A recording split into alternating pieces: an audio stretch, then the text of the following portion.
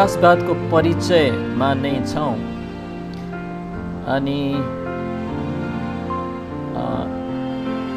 यो अध्ययन पुस्तकमा चाहिँ धेरैवटा बुँदाहरू छन् यो परिचय अध्ययन गर्दाखेरि। अनि किनभने पर्याप्त आधार चाहिने हुन्छ यो विषयमा, धेरैको लागि सायद कतिको लागि चाहिँ नयाँ खालको विषय छ।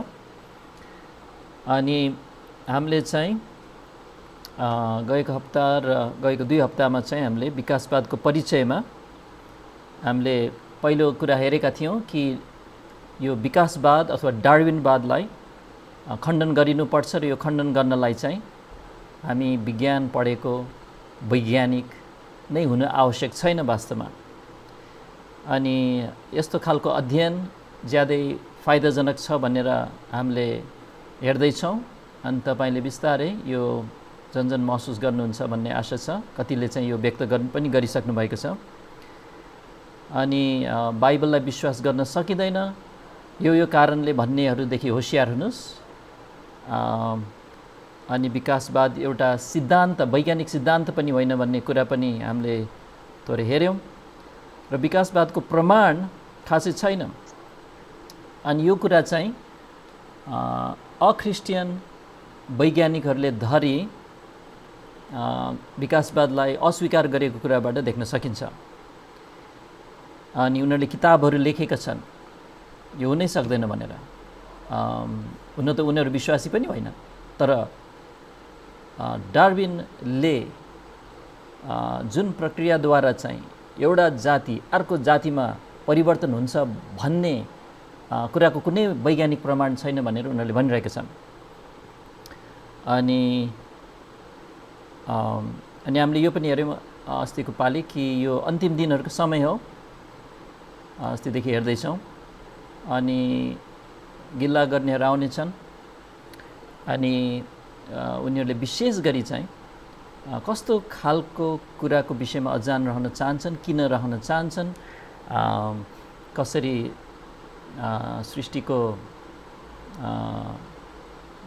सृष्टिकर्ताद्वारा रचना गरिएको हो भन्ने कुरालाई इन्कार गर्नेछन्। विशेष गरी जलप्रलयको प्रमाण, यी कुराहरूको विषयमा चाहिँ हामीले दोस्रो पत्रुस 3बाट पनि हेऱ्यौँ। अनि त्यसैले विकासवादी मत चाहिँ बाइबलले 2000 वर्ष अगाडि नै भविष्यवाणी गरेको सत्य त्यागको एउटा उपज हो। अनि त्यसैले भविष्यवाणीको पुरा भुवाई पनि हो विकासवाद। अनि अब चाहिँ हामीले हेर्न थालेका थियौँ 8औं नम्बरमा चाहिँ आस्तिक विकासवादको विषयमा, अङ्ग्रेजीमा थिइस्टिक एभोल्युसन। आस्तिक भनेको त नास्तिकको उल्टो हो। नास्तिकले भन्छ ईश्वर छैन, आस्तिकले भन्छ म सृष्टिकर्ता ईश्वरमा त विश्वास गर्छु, तर म विकासवादमा पनि विश्वास गर्छु भन्छन् उनीहरू। यो कसरी सम्भव छ? उनीहरूले भन्छ कुनै ईश्वरले विकासवाद डार्विनवादको सिद्धान्तलाई प्रयोग गरेर सबै थोक सृष्टि गर्नुभयो, अरे यसलाई भनिन्छ आस्तिक विकासवाद। तर यो अडान सफलतापूर्वक अपनाउन सकिने अडान चाहिँ होइन भन्ने कुरा चाहिँ अब हेर्दैछौँ। कति इसाई भन्नेहरूले चाहिँ हामी इसाई पनि हौँ, हामी विकासवाद पनि मान्छौँ भन्ने गर्छन् र कसरी बाइबललाई चाहिँ मिलाउन खोज्छन्, तर यो सफलतापूर्वक गर्न सकिने कुरा होइन भन्ने कुरा चाहिँ हेर्दैछौँ। अनि अस्ति नै चाहिँ हामीले प्रथम बुँदा यस अन्तर्गत हेरेका थियौँ कि पहिला त्यो भन्न अगाडि चाहिँ कसरी आस्तिक विकासवादहरूले चाहिँ विकासवाद प्रयोग गरेर ईश्वरले, परमेश्वरले चाहिँ संसार सृष्टि गर्नुभयो, सबै जीवहरू उत्पत्ति भयो भनेर भन्न खोज्छन् भने उत्पत्तिको पुस्तकलाई चाहिँ अक्षरशः नलिकन उत्पत्तिको पुस्तकलाई चाहिँ हामीले अर्कै तरिकाले बुझ्नुपर्छ। 6 दिनमा सृष्टि गर्नुभयो, खास 6 दिन होइन, त्यो 6 युगहरू हो। देख्नुभयो, अक्षरशः अर्थ प्रकाशनको सट्टामा उनीहरूले चाहिँ अर्कै उपाय गर्दैछन्। अर्थात् यो उत्पत्तिमा लेखेको घटनाहरू खास वास्तविक ऐतिहासिक घटना नभइकन यी विवरणहरू चाहिँ वास्तवमा हामीलाई नैतिक शिक्षा सिकाउनलाई अथवा केही कुरा सिकाउनलाई चाहिँ यो वास्तवमा इतिहास होइन भन्दैछन्। त्यसैले हामीले प्रथम बुँदा के हामीले अध्ययन गरेका थियौँ भने उत्पत्तिको सुरुका अध्यायहरू, विशेष 1 देखि 11 अध्याय भनौँ, उत्पत्तिकै पुस्तक वास्तवमा यो एउटा कविता मात्र अथवा एउटा प्रतीक कथा, एउटा नैतिक कथाको रूपमा नभएर इतिहासको रूपमा लेखिएको छ भन्ने कुरा चाहिँ केमा देखिन्छ? उत्पत्तिको पुस्तकको रचनामै देखिन्छ। जस्तो कि त्यहाँ 64वटा भौगोलिक शब्दावलीहरू भेटिएको, 88 जना व्यक्तिका नामहरू उल्लेख भएको, 48वटा प्रजातीय नामहरू, 21वटा सांस्कृतिक वस्तुहरू, यस्ता कुराहरूले भरिएको छन् उत्पत्तिको पुस्तक। एउटा काल्पनिक कथा लेखा जस्तो देखिँदैन। अनि होइन पनि, कुरानमा चाहिँ मुस्लिमहरूले मान्ने उनीहरूको धर्मग्रन्थ कुरानसँग तुलना गर्यो भने कुरानमा त यस्तो खालको वर्णनहरू, बयानहरू पाइँदैन। अनि 5 गुणा बढी यस्ता ऐतिहासिक यो ऐतिहासिक पुस्तक हो भन्ने सङ्केत दिने कुराहरू चाहिँ उत्पत्तिको पहिलो 11वटा अध्यायमा पाइन्छ, जुन चाहिँ कुरानको पुरा पुस्तकमा पनि पाइँदैन। 5 गुणा बढी चाहिँ उत्पत्तिमा छ। अनि त्यो कुरा चाहिँ हामीले हेर्दै थियौँ, माफ गर्नुहोस्, एकजनाको फोटो देखाउँदै थियौँ, वाल्टर काइजरको यो किताबबाट, new perspectives on the Old Testament भन्ने नुमा चाहिँ यो लेखकले देखाएका छन्। अनि यस अन्तर्गत चाहिँ हामी अझ अरू केही कुराहरू हेरौँ। अब हामी चाहिँ हेरौँ प्रभु येशूले कसरी उत्पत्तिको पुस्तकलाई प्रयोग गर्नुभयो, कस्तो तरिकाले व्यवहार गर्नुभयो। के एउटा किम्वदन्ती अथवा खासै ऐतिहासिक आधार नभएको, नैतिक शिक्षा मात्र भएको त्यस्तो कथाको रूपमा हो र होइन। उहाँले चाहिँ इतिहासकै रूपमा उत्पत्तिको पुस्तकलाई चाहिँ उद्धरण गर्नुभयो। अथवा नयाँ नियममा चाहिँ तपाईँले पढ्दाखेरि के भेट्टाउनुहुन्छ?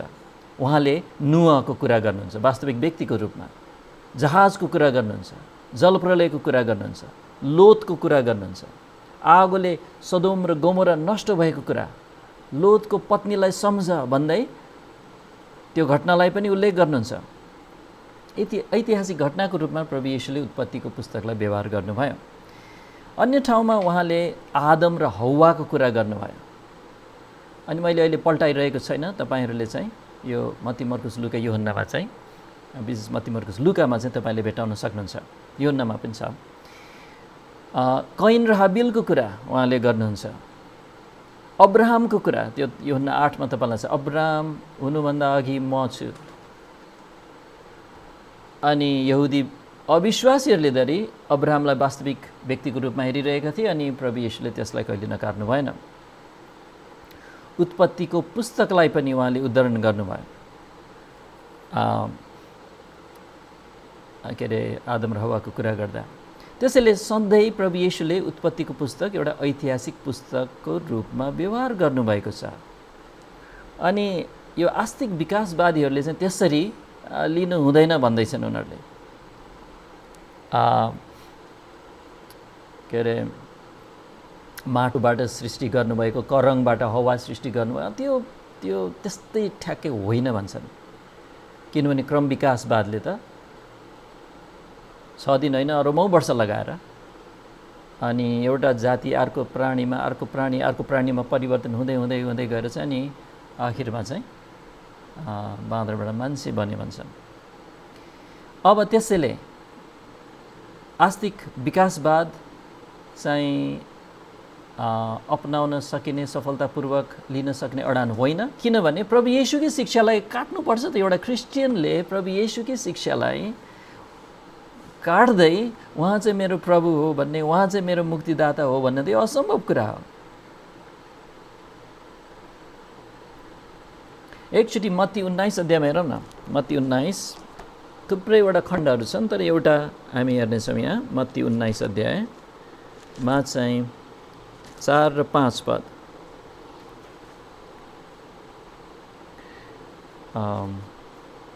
4 अनि 5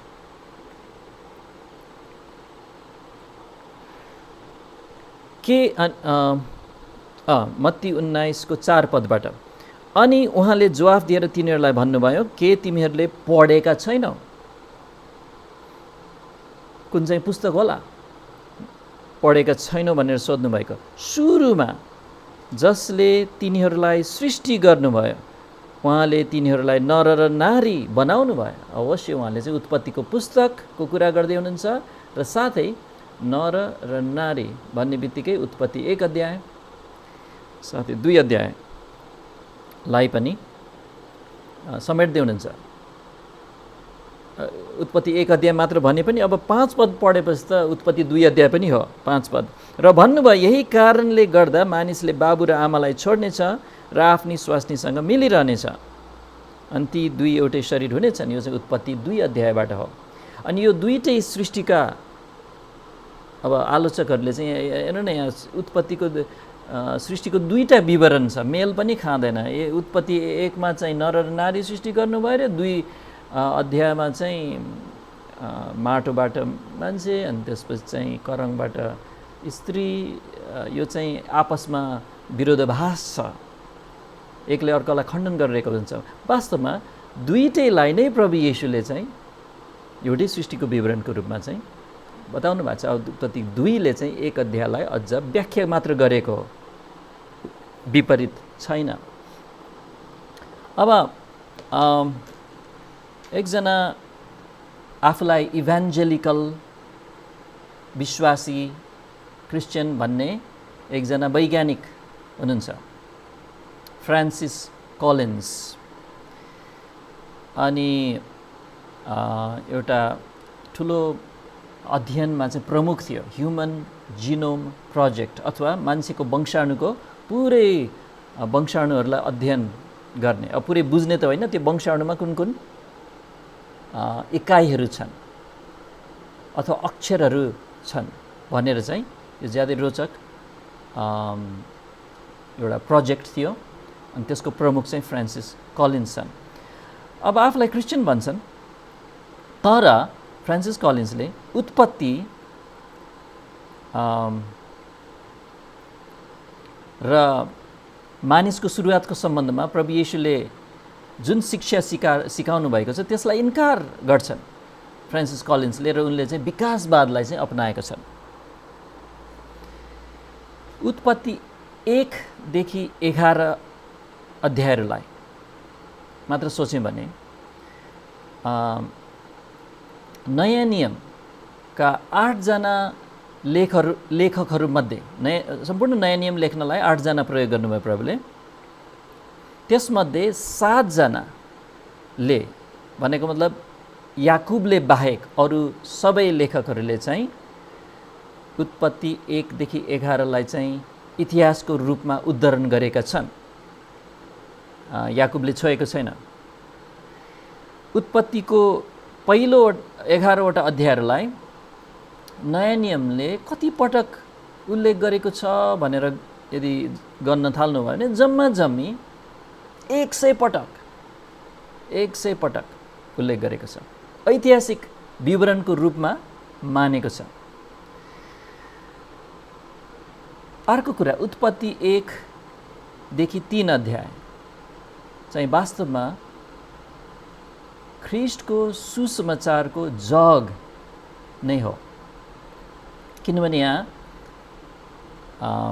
मानिसलाई पापरहित अवस्थामा सृष्टि गरिएको थियो, तर परमेश्वरको आज्ञा उल्लङ्घन गरेर एकजना मानिसले पाप गरेको कारणले संसारमा पाप पस्यो, पापद्वारा मृत्यु आयो। अनि त्यसैले सबैले पाप गरेका छन्, धार्मिकताको खाँचो छ। अनि त्यसैले मुक्तिदाता येशू ख्रीष्ट चाहिँ सारा मानव जातिको लागि आफ्नो प्राण अर्पण गरेर छुटकाराको दामको सट्टा रूपमा दामको रूपमा चाहिँ आफ्नो रगत बगाएर मर्नुभयो। ख्रीष्ट हाम्रा पापहरूको निम्ति मर्नुभयो भन्ने सुसमाचार चाहिँ वास्तवमा एकजना मानिसद्वारा संसारमा पाप पस्यो भन्ने कुरामा चाहिँ सँग जोडिएको छ। त्यसैले अब आस्तिक विकासवादीहरूले के भन्छ भने आदम वास्तवमै खास एउटा आदम भन्ने मान्छे त थिएन नि। यदि आदम भन्ने व्यक्ति वास्तविक नहुँदो हो त पापको पतन जुन भएको घटना उत्पत्ति 3 अध्यायमा छ त्यो पनि वास्तविक होइन भन्नुपर्छ। अनि त्यसो भए सुसमाचार चाहिँ के हो नि? एउटा रित्तो धार्मिक किम्वदन्ती मात्र हो भन्नुपर्ने हुन्छ। त्यसैले मेलै खाँदैन यो आस्तिक विकासवाद चाहिँ बाइबलसँग। अर्को कुरा लुका 3 अध्यायमा पल्टाउँ। लुका 3 अध्यायको 23 पदबाट 38 पदको त्यो खण्डलाई हामीले यसो हेऱ्यौँ भने के छ त्यहाँ चाहिँ प्रभु येशूको वंशावली भेटिन्छ। ख्रिस्ट जो परमेश्वर हुनुहुन्छ तर उहाँ चाहिँ मानव वंशमा प्रवेश गर्नुभयो। अनि मानव वंशकै हो त उहाँ हो। अनि त्यस भए उहाँको वंशावली कहाँबाट सुरु हुन्छ भन्दाखेरि चाहिँ सबभन्दा शिरमा कसलाई राखिएको छ? आदमलाई है। आदमबाट को वंशावली मरियमद्वारा प्रभु येशू कन्याबाट जन्मिनु भयो भन्ने कुरा छ। अब यो वंशावली भएका नामहरू के हुन्? किम्वदन्ती है। अब यी ऐतिहासिक व्यक्ति हुन् कि होइनन्? यहाँ लुकाले किन यत्रो नाम लेखिरहेको? वास्तविक ऐतिहासिक व्यक्तिहरू भएकोले हो। त्यसैले आदमलाई वास्तविक ऐतिहासिक व्यक्तिको रूपमा व्यवहार नगरिकन अर्कै तरिकाले व्यवहार गर्नलाई नयाँ नियमले सिकाएको छैन। त्यसैले यो वंशावलीमा अरबौँ वर्षलाई छिराउने यहाँ ठाउँ पनि छैन। त्यसैले आस्तिक विकासवाद झुट हो। एउटा क्रिस्चियनले चाहिँ म विकासवाद पनि मान्छु तर म क्रिस्चियन हो भन्नु चाहिँ यो नमिल्ने अडान हो। देख्दै हुनुहुन्छ है।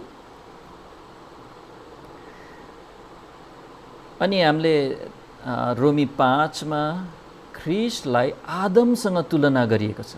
जसरी एकजना मानिसद्वारा पाप पस्यो, एकजना मानिस आदमको अनाज्ञाकारीद्वारा अधर्म आयो, तर अर्को एकजना प्रभु येशू ख्रिस्टको मृत्युद्वारा चाहिँ आज्ञाकारिताद्वारा चाहिँ धार्मिकता चाहिँ आएको छ। जहाँ पाप प्रशस्त थियो अनुग्रह झन् प्रशस्त भयो। अब रोमी 5 को विषय नै त्यही छ। अब आदम एउटा ऐतिहासिक वास्तविक व्यक्तिसँग तुलना गरिएको कि एउटा काल्पनिक व्यक्तिसँग?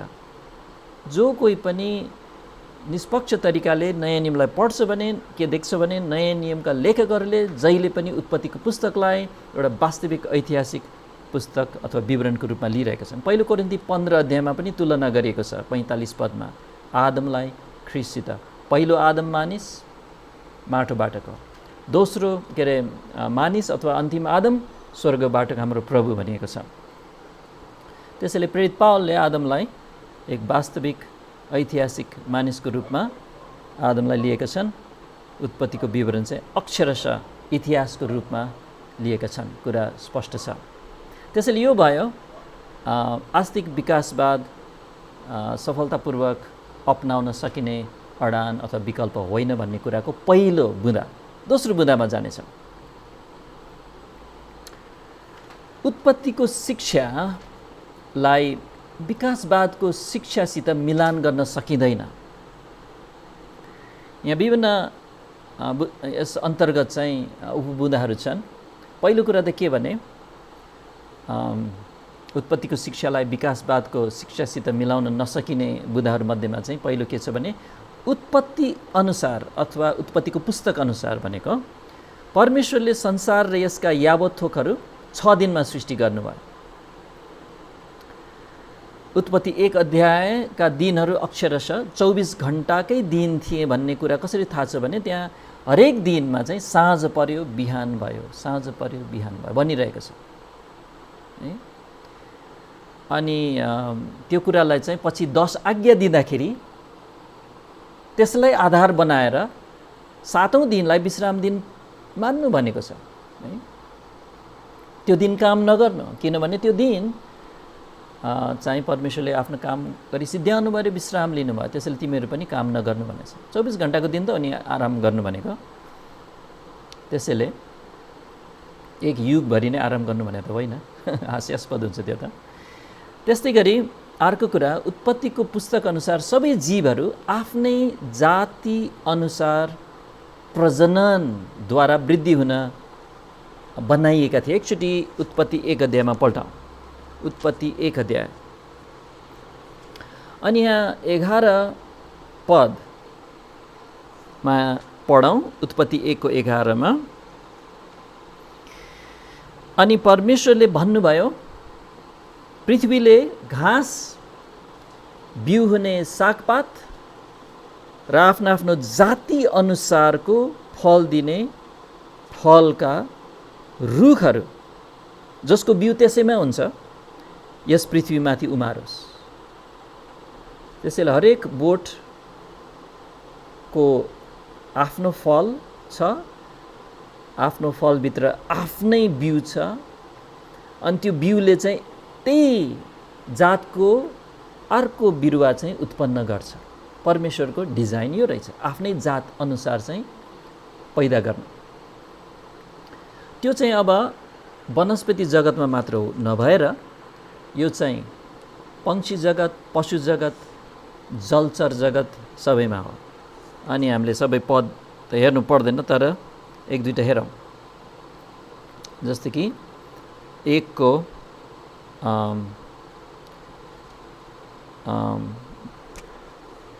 32 के अरे 1 को 32 रे 1 को 32 पद त छैन 22 पद, माफ गर्नुहोस्, 22 पदमा 21 पद, तब परमेश्वरले ठुला ठुला जल जन्तुहरू र चलफिल गर्ने सबै जीवित प्राणीहरू सृष्टि गर्नुभयो, जसले त्यसपछिको शब्दहरूलाई याद गर्नुहोस्, आफ्नो आफ्नो जाति अनुसार पानीलाई प्रशस्त गरी भरिदिए। अनि उहाँले आफ्नो आफ्नो जाति अनुसारका सबै पखेटा भएका पंक्षीहरू पनि सृष्टि गर्नुभयो।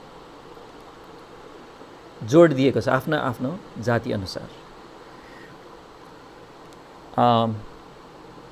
अनि ठिक यही कुरा चाहिँ हामीले आफ्नो आँखा खोलेर हेर्न सक्छौँ यो संसारमा, त्यही देख्छौँ।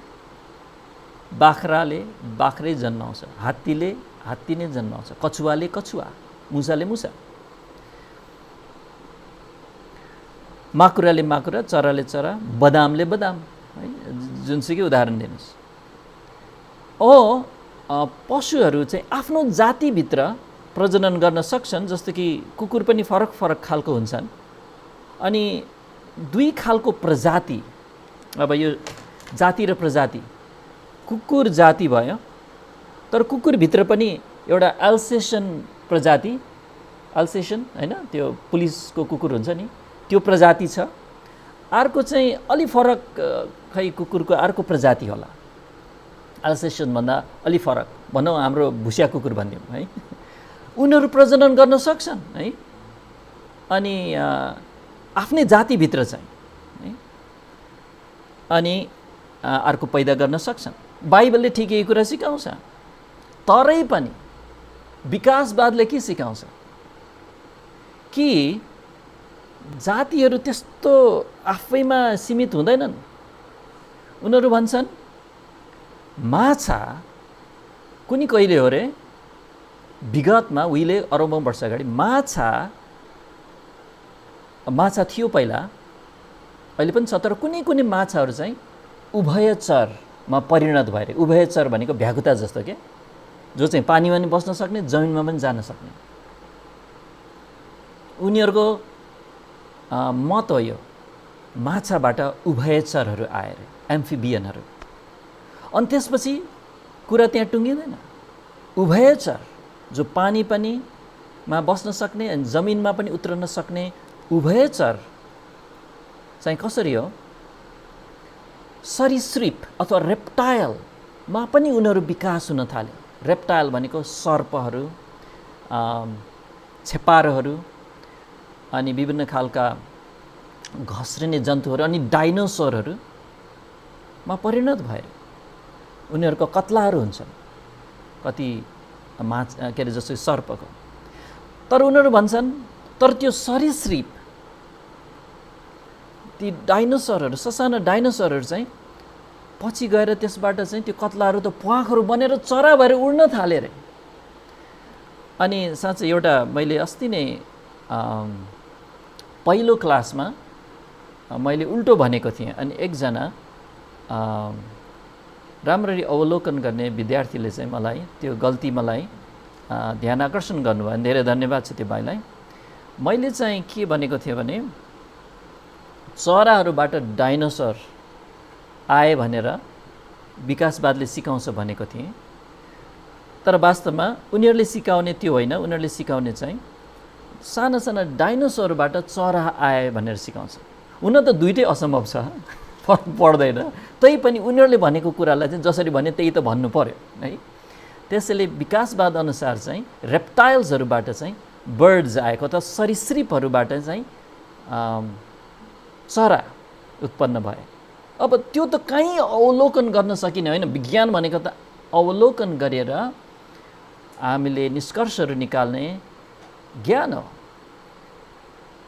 अनि त्यसैले तपाईँ वास्तवमा आफै वैज्ञानिक यो अर्थमा हुन सक्नुहुन्छ कि तपाईँले भन्न सक्नु खै त अवलोकन कहाँ छ त भनेर एउटा विज्ञानको विद्यार्थीलाई अथवा वैज्ञानिकलाई सोध्न सक्नुहुन्छ। अवलोकनले त त्यो देखाउँदैन त एउटा जाति अर्को जातिमा परिणत भएको। तर बाइबलले चाहिँ आफ्नै जाति अनुसारको पैदा हुन्छन् सन्तानहरू भन्ने कुरा चाहिँ मेल खान्छ वास्तविकतासँग। बाइबल वैज्ञानिक छ त्यो अर्थमा, अनि हो पनि। त्यसैले यो भयो अर्को बुँदा। अर्को बुँदा उत्पत्तिको शिक्षा चाहिँ विकासवादसँग मिल्दैन भन्ने कुरामा चाहिँ तेस्रो बुँदा चाहिँ यो छ कि उत्पत्तिको पुस्तक अनुसार प्रथम मानिस आदमलाई स्वयं परमेश्वरले नै बनाउनु भयो। उत्पत्ति 2 अध्यायमा माटोबाट उसको नाकमा जीवनको सास फुकिदिनु भयो। अनि ऊ चाहिँ एउटा पशुबाट क्रमिक रूपमा विकास भएर आएको होइन भनेर उत्पत्तिको पुस्तकले सिकाउँछ भने विकासवादले त त्यस्तो सिकाउँदैन। साथै हौवा चाहिँ सबै मानिसहरूको आमा हुन् भनेर पनि उत्पत्तिको पुस्तकले सिकाउँछ। उत्पत्ति 3:20 विकासवादले त्यो सिकाउँदैन। चौथो नम्बरमा उत्पत्तिको पुस्तक अनुसार मानिस परमेश्वरको स्वरूपमा बनाइएको थियो, ऊ पशु जगतको होइन। उत्पत्ति 1:27 हाम्रै स्वरूपमा हाम्रै समानतामा हामी मानिसलाई बनाऊ भनेर परमेश्वरले बनाउनु भयो। तर विकासवाद अनुसार त मानिस एक विकसित के हो, पशु हो। तपाईँ विकसित पशु हुनुहुन्छ अरे क्रम विकास अनुसार। कस्तो लाग्यो तपाईँलाई? एक विकसित पशु, परमेश्वरको स्वरूपमा बनाएको नभइकन विकसित पशु। अब यसो सोच्नुहोस् न, यस्तो शिक्षाले कस्तो खालको परिणामहरू ल्याउँछ। उदाहरणको लागि विकसित पशु हो भने गर्भपतन गर्न के ठुलो कुरा हो।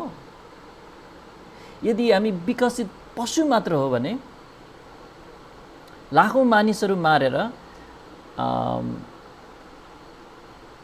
एउटा देशमा एक खालको राजनीतिक अथवा शासन प्रणाली ल्याउनलाई धेरै मान्छेलाई चाहिँ मार्नु कति ठुलो कुरा हो? ठुलो कुरा होइन। देख्न सक्नुहुन्छ है। त्यसैले कम्युनिजम, साम्यवादलाई किन मान्छे मार्न गाह्रो लाग्दैन? किन लाखौँ चीनमा मारिए? करोडौँ हो, लाखौँ होइन, करोडौँ चीनमा, रुसमा, क्याम्बोडियामा। किनभने नास्तिकवादले, अनि उनीहरूको नास्तिकवादलाई चाहिँ यो विकासवादले चाहिँ एउटा वैज्ञानिक, कथित नाम मात्रको वैज्ञानिक एउटा टेवा आधार दिइरहेको थियो। अनि उनीहरू चाहिँ यसलाई निल्न सके, अरूलाई पनि निलाउन सके, निल्न लाउन सके भन्नुपर्छ। अनि अरू कुरा पनि। पाँचौँमा उत्पत्तिको पुस्तक अनुसार संसार बनाइँदा संसार कस्तो थियो? यो सिद्ध थियो। तर आदमले पाप गरेपछि यो सिद्ध सृष्टिमा चाहिँ पतन आयो, ऐया आथा आयो अनि सबै खालको पीडाहरू आयो। काँडा सिउँडीहरू मार्नेछन्, अनि पीडा, अनि रोग, बिमार, मृत्यु। अनि त्यस बेलादेखि यो बिग्रिनै छ, सबै कुरा बिग्रिरहेको छ। उत्पत्तिको पुस्तकले त्यो सिकाउँछ।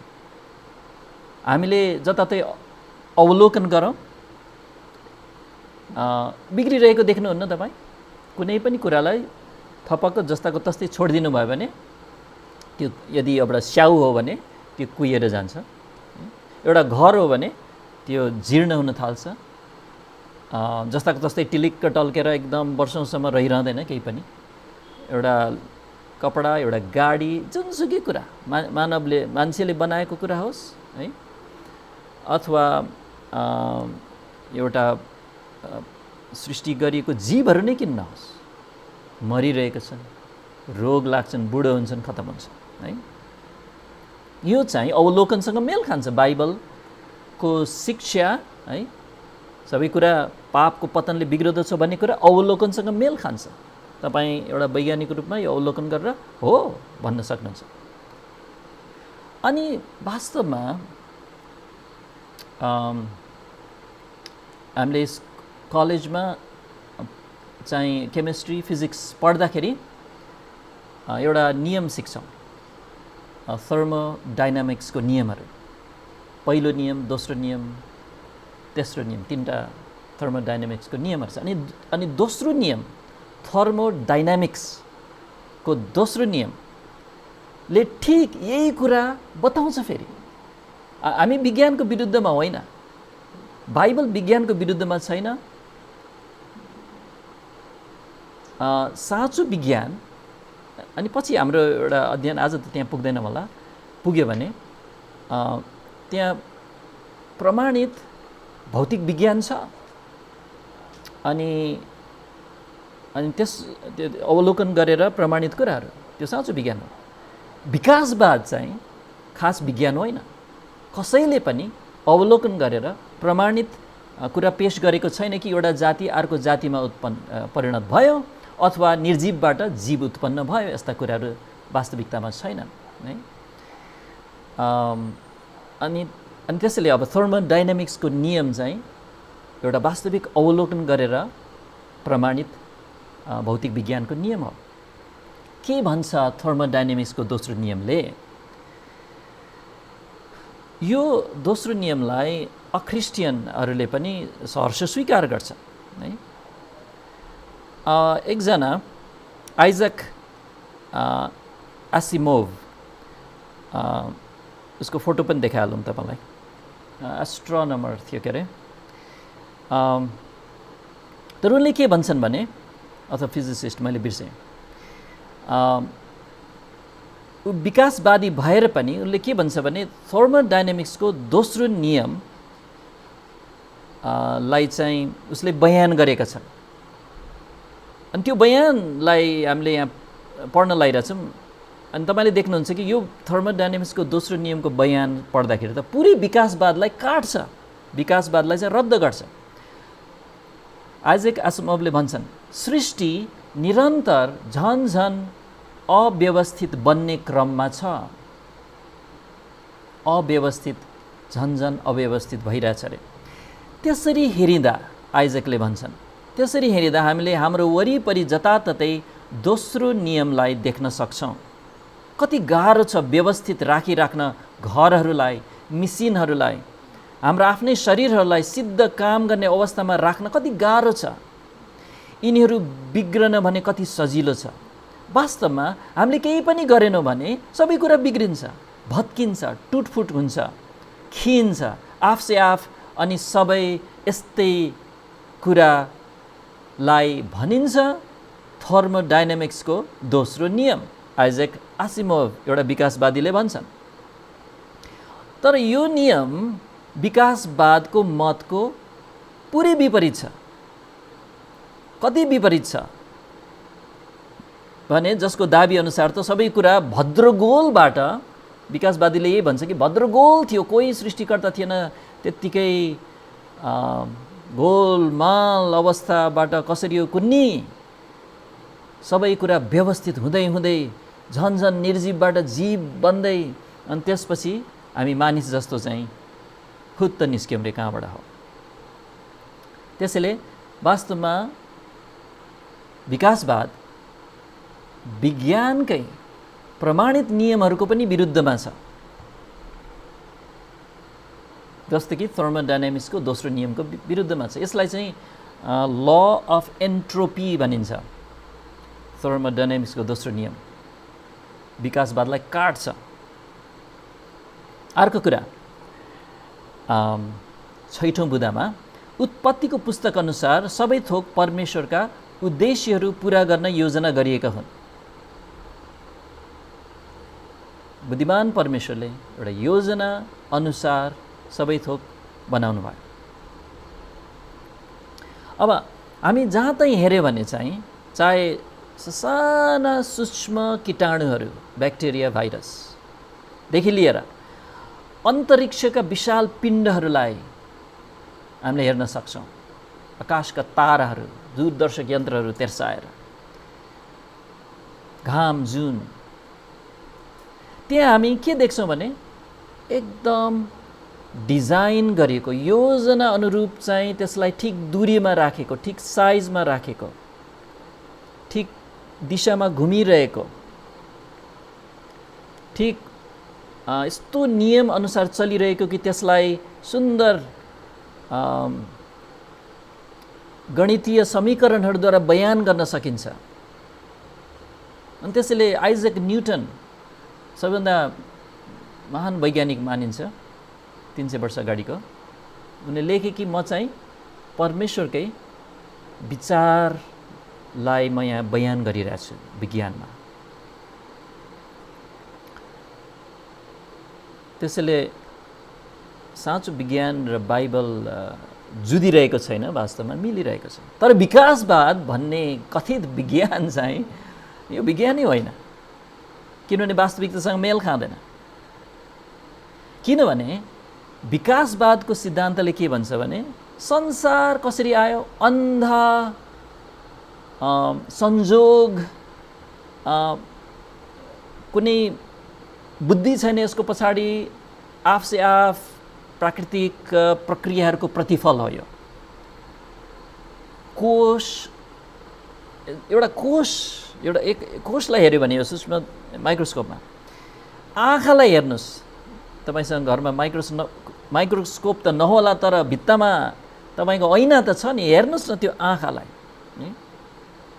अझ त्यो आँखालाई चाहिँ यदि तपाईँ आँखा जाँच्न जानुभयो भने, अनि आजकल त कम्प्युटरलाई प्रयोग गरेर आँखालाई हेर्छ, अनि डाक्टरले चाहिँ त्यहाँ कम्प्युटरमा हेर्दाखेरि तपाईँको आँखाको लाई ठुलो बनाएर हेर्दाखेरि त्यहाँ के देखिन्छ है, त्यसको बनोट, कानको बनोट, एउटा पात मात्र बनोट हेऱ्यो भने, एउटा उड्ने पखेटालाई हेऱ्यो भने, अनि विभिन्न यन्त्रहरूद्वारा अणुहरू, परमाणुहरूलाई अध्ययन गर्छन्, प्रकाशको अध्ययन गर्छन्, आवाज, पानी, जेसुकैलाई अध्ययन गर्दाखेरि के देखिन्छ भने कुनै संजोगले आएको देखिँदैन, तर एकदम बुद्धिमान रचनाकारले चाहिँ यिनीहरूलाई बनाएको हुनुपर्छ भन्ने देखिन्छ।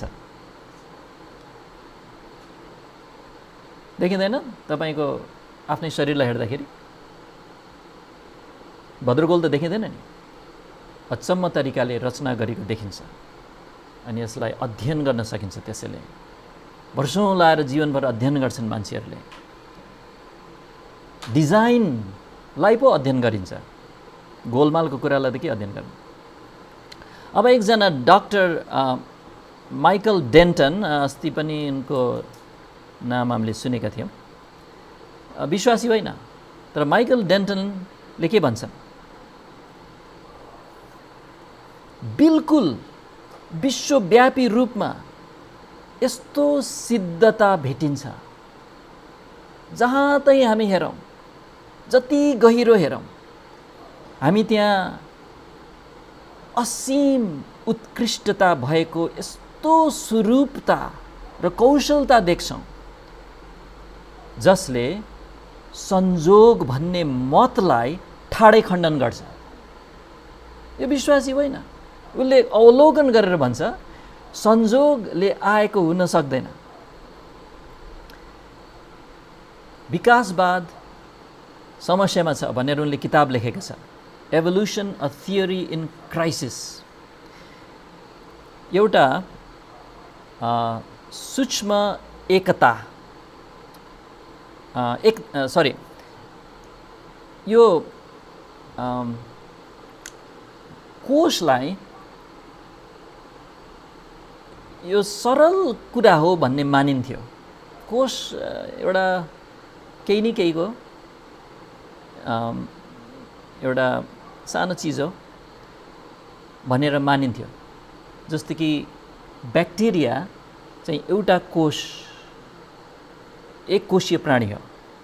तपाईको पेटमा, मेरो पेटमा थुप्रै ई कोलाई भन्ने ब्याक्टेरिया हुन्छ है। ई कोलाई भन्ने ब्याक्टेरिया, त्यो ब्याक्टेरिया भएन भने चाहिँ समस्या हुन्छ तपाईलाई।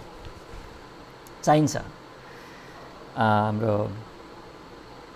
विभिन्न प्रणालीहरूको लागि। तर यति सानो छ त्यो, आँखाले देख्न सकिँदैन। तर त्यसभित्र यति धेरै डिएनए भन्ने वंशाणुको सूचनाहरू हुन्छन्। कति धेरै हुन्छन् भने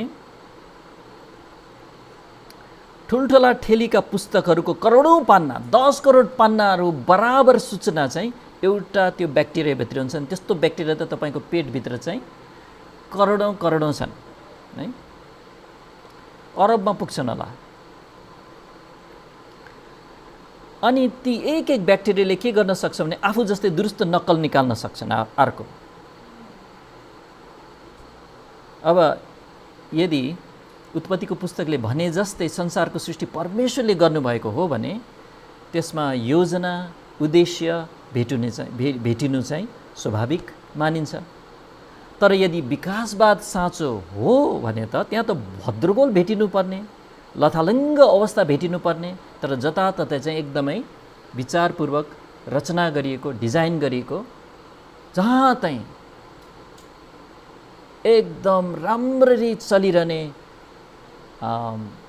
यस्ता मिसिनहरू जस्तो पाइन्छ है। तपाईँलाई यो बताउन पाएँ थिएँ।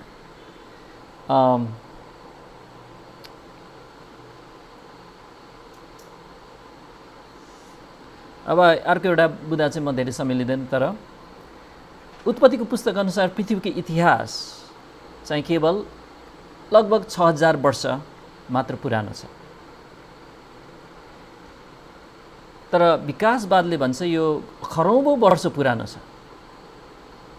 उत्पत्तिको पुस्तकमा तपाईँले त्यो आदम 130 वर्षको हुँदा सेथलाई जन्माए, अनि सेथ फलाना वर्ष हुँदा, उमेर हुँदा फलाना जन्माए। त्यो सब त्यसलाई तपाईँले तालिका बनाएर जोड्दै जोड्दै जोड्दै जानुभयो भने हिसाब निकाल्न थाल्न सक्नुहुन्छ।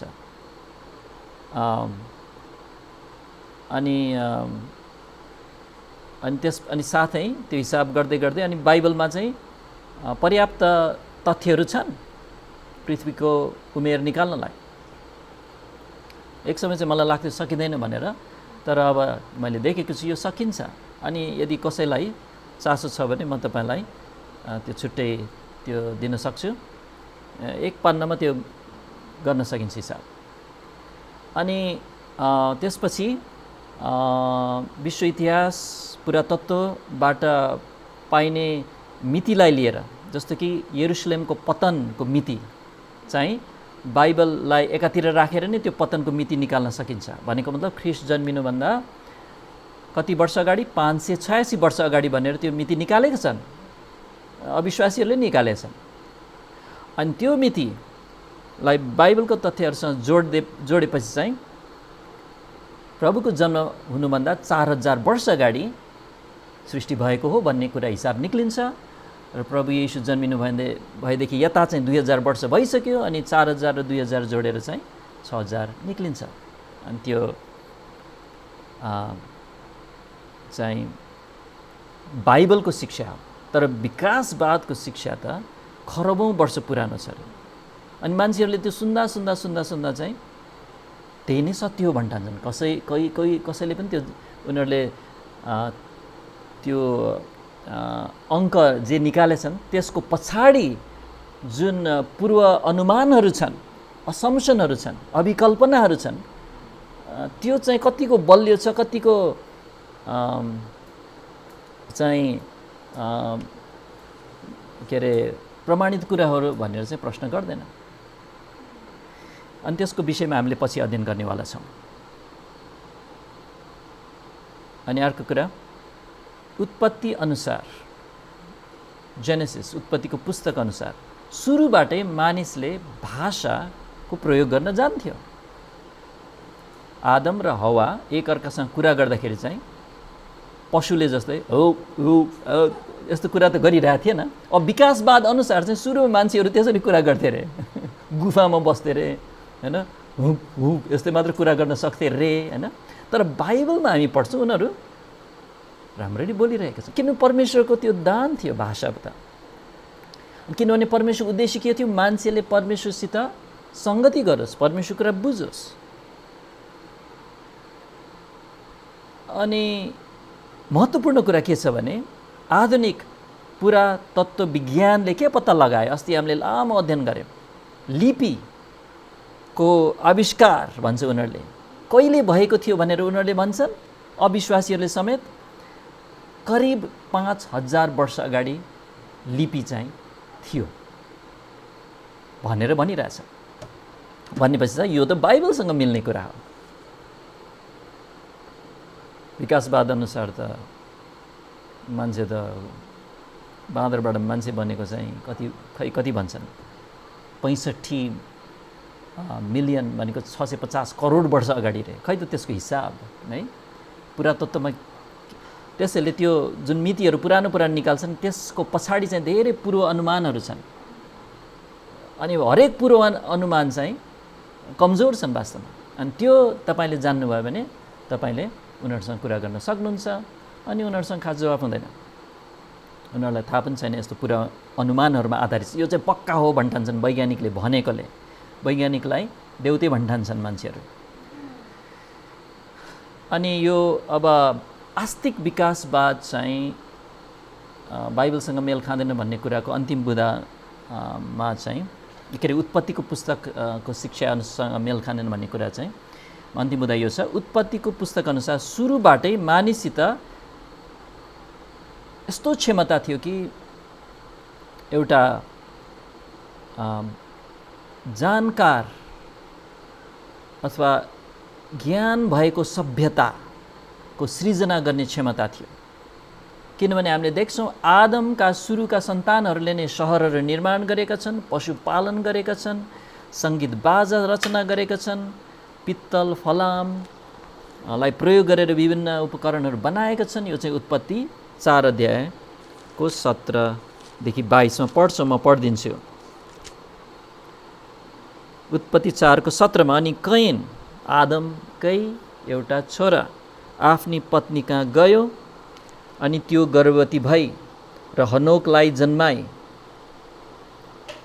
अनि कैनले एउटा सहर बनायो र त्यस सहरको नाम आफ्नो छोराको नाम अनुसार हनोक राख्यो। अनि कतिले एउटा कुरा कतिले भन्छ अनि कैनले कहाँबाट पायो त उसको श्रीमती है। अब त्यो जान्नलाई चाहिँ हाम्रो वेबसाइटमा एउटा लेख नै छ, कैनले आफ्नो पत्नी कैनको पत्नी को थिए भनेर, त्यो पढ्नु होला। 18 पद सहर बनायो भनेछ, कैनले एउटा सहर बनायो। 18 पद अनि हनोकका निम्ति इराद जन्मियो, इरादले फलानालाई जन्मायो, फलानले फलाना जन्मायो भन्दै भन्दै भन्दै हामी 20 पदमा आदाले याबाललाई जन्माई, त्यो चाहिँ तम्बुमा बस्ने पशुपालन गर्नेहरूको पुर्खा भयो। गुफामा बस्दैन, ढुङ्गे युग भन्ने थिएन। ढुङ्गे युगमा मान्छेहरू ढुङ्गे युग उहिले ढुङ्गे युग थियो भन्छ, स्टोन एज, त्यस्तो थिएन कहिले पनि है।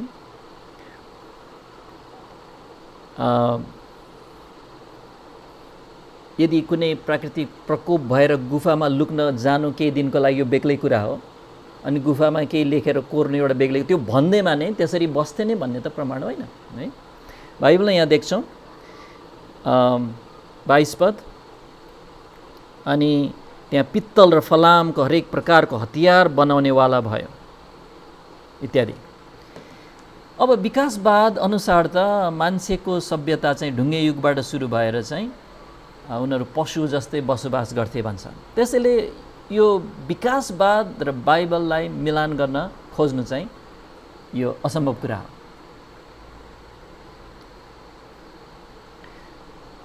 अब हामी त धेरै बुदाहरू त भ्याएनौँ है, तर एउटा कुरामा अगाडि बढौँ। 9 नम्बर बुदा छ, यो धेरै समय लाग्दैन। अधिकांश मानिसहरू शिक्षित वर्गका समेत, हामी चाहिँ नयाँ बुदामा जाँदैछौँ। अब यो 9 नम्बर बुदा हो। अधिकांश मानिसहरू भन्नाले शिक्षित वर्गका समेत मानिसहरू विकासवादको बारेमा धेरै जान्दैनन्, थोरै जान्दछन्, अनि त्यसलाई समर्थन गर्न उनीहरू वास्तवमा तयार छैनन्, यो जान्नुहोस्। त्यसैले बाइबल विश्वासी विकासवादीहरूदेखि डराउनु पर्दैन, किनभने उनीहरूले विश्वास गरेको मतलाई नै प्रतिरक्षा गर्न सक्दैनन्। उनीहरू रिसाउँछन्। मेरो साथीहरू त्यही भयो, जब मैले चाहिँ विकासवादको खण्डन गर्दै चाहिँ मैले केही कुराहरू इमेलबाट पठाउँदाखेरि रिसाए, मलाई के भने, तर उनीहरूले तर्कलाई चाहिँ खण्डन गर्न सकेनन्। स्कुलका पाठ्यपुस्तकहरूमा हल्का चर्चा मात्र गरिन्छ, किन भन्ने कुरा पनि धेरै छैन के क्रम विकासवादको। प्राय केही थोरै उदाहरणहरू त्यहाँ प्रस्तुत गरेको हुन्छन्, जस्तै कि भ्रूणको एउटा तालिका, घोडाको तालिका, अनि चार्ल्स मिलरको एउटा एक्सपेरिमेन्ट थियो, अनुसन्धान थियो, अनि झिँगाको उत्परिवर्तन, फ्रुट फ्लाईको उत्परिवर्तन, अनि यी सबै चाहिँ हामीले अध्ययन गर्नेवाला छौँ यो पाठ्यक्रममा। अनि त्यो रद्द गर्नलाई चाहिँ हामीले सजिलै सक्छौँ, त्यो खण्डन गर्नलाई। अनि त्यसैले यदि यो पाठ्यक्रमको कुराहरूलाई तपाईँले लिन सक्नुभयो भने चाहिँ सजिलै साथ विज्ञान पढ्ने एउटा विद्यार्थीलाई समेत तपाईँले चाहिँ उसको क्रम विकासवादको मतलाई चाहिँ 1-2 प्रश्न सोधेर चुप गराउन सक्नुहुन्छ, अनि उसलाई चाहिँ सुसमाचार सुनाउनलाई चाहिँ उपाय के अरे मौका खोज्न सक्नुहुन्छ। अब हाम्रो मूल उद्देश्य उसलाई चाहिँ खण्डन गर्नु मात्र होइन, उसलाई चाहिँ अज्ञानी देखाउनु होइन, अनि हामीले धेरै जानेछौँ भनेर देखाउनु होइन, उसलाई सुसमाचार सुनाउनु हो। त्यसैले यो अध्ययनहरू चाहिँ त्यो उद्देश्यको लागि पनि महत्त्वपूर्ण छ। अब यहीँ हामी रोक्नेछौँ। अर्को एउटा गरौँ, माफ गर्नुहोस्, अझ समय रहेछ। नम्बर 10 मा डार्विन र उसका अनुयायीहरूले कुराकानी गर्दा चाहिँ एउटा जुक्ति प्रयोग गर्छन्। अब यो जानिराख्नुपर्छ, उनीहरूको यो तर्क गर्ने तरिका हो, अनि एउटा अलिकति धूर्त तरिका हो। उनीहरूले सायद म धूर्त भइरहेको छु भनेर पनि ठान्दैनन्।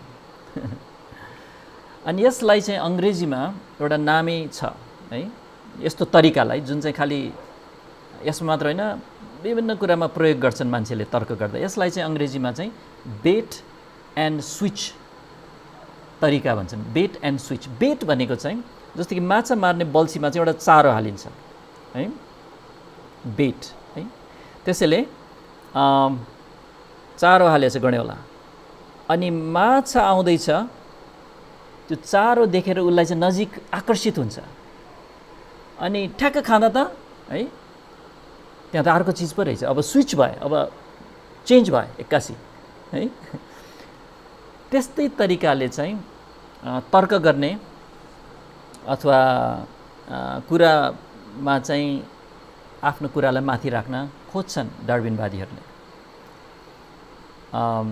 अनि त्यो जानिराख्न आवश्यक छ है। के अरे, अब यहाँ उदाहरण दिन्छु है। जस्तो कि चार्ल्स डार्विनले चाहिँ के लेख्यो भने उस किताबमा एक किसिमको चराको कुरा गरेछ, फिन्च चरा जुन चाहिँ त्यो गालापागोस टापुमा चाहिँ उसले अध्ययन गर्यो। अब फिन्च चरा चाहिँ एउटै खालको चरा हो, तर त्यो फिन्च चराहरू चाहिँ उसले फरक फरक देख्यो। उनीहरूको फरक फरक किसिमको चुच्चाहरू रहेछन्, कसैको लामो, कसैको छोटो, कसैको ठुलो, कसैको के, तर फिन्च चाहिँ फिन्च नै हो, उही चरा हो।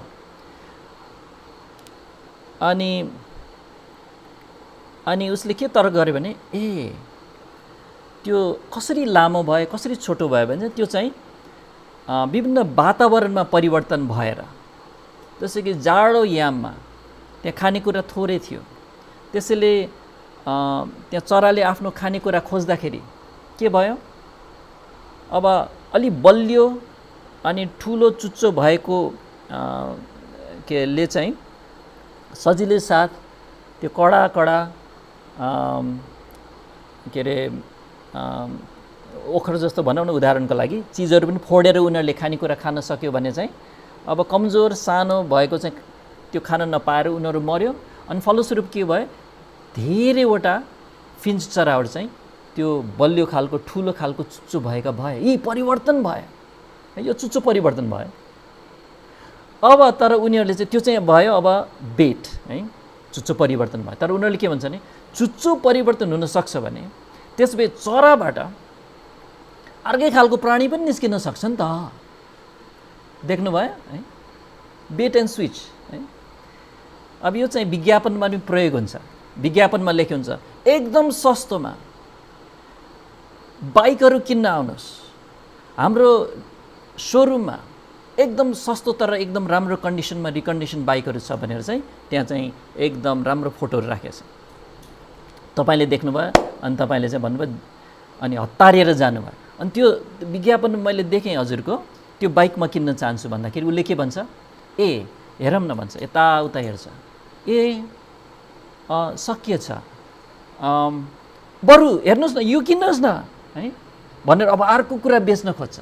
वास्तवमा केही सकिएको पनि थिएन, त्यो खालि एउटा चारो मात्र हो है, बेट अनि स्विच गर्दैछ, अर्को बिकाउन खोज्छ उनीहरू एकदम सिपालु साथ, अनि भिडाएर पठाउँछन् अझ अलिकति बढी मूल्यमा है। बेट एन्ड स्विच भनेको चाहिँ एउटा कुराबाट अर्को कुरातिर लानु। चुच्चो हेर, फिन्चको चराको चुच्चो परिवर्तन भएको छ वातावरणले। जो सक्षम सबल थिए उनीहरू चाहिँ बाँचे, कमजोरहरू मरे है। अनि त्यसैले यस्तै प्रक्रियाले लाखौँ वर्ष लगाएपछि त एउटा प्राणी त अर्को प्राणीमा पनि जान्छ। त्यो चाहिँ अप्रमाणित कुरा हो। अनि त्यस्तै चाहिँ झुसिल किरोको बारेमा, मथको बारेमा, अनि ब्याक्टेरियाको बारेमा, अनि कुनै प्रजातिभित्र सूक्ष्म परिवर्तनहरूबाट सरीसृपबाट चरा विकास भएको जस्ता प्राणीहरूको क्रम विकास भएको भन्ने प्रमाणित गर्न खोज्छन्। त्यसैले हामीले चाहिँ यो जान्नुपर्छ कि यो चाहिँ गलत आधारहीन तर्क हो। अनि वास्तवमा यो कुरा चाहिँ अझ हामीले यो यस्तो कुराहरू अध्ययन गर्नेछौँ। तर हाम्रो समय सकिएको छ। अनि वास्तवमा डार्विनको पुरै त्यो ओरिजिन अफ द स्पिसिस भन्ने पुस्तक नै यही बेट एन्ड स्विच कुराले भरिएको छ।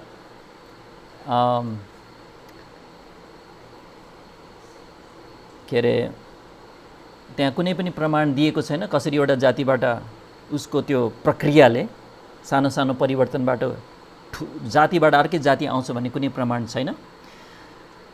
अनि एकजनाले यसरी भनेका छन्, डार्विनको किताबले बलियाहरूको संरक्षण हुने कुराको चर्चा गरे तापनि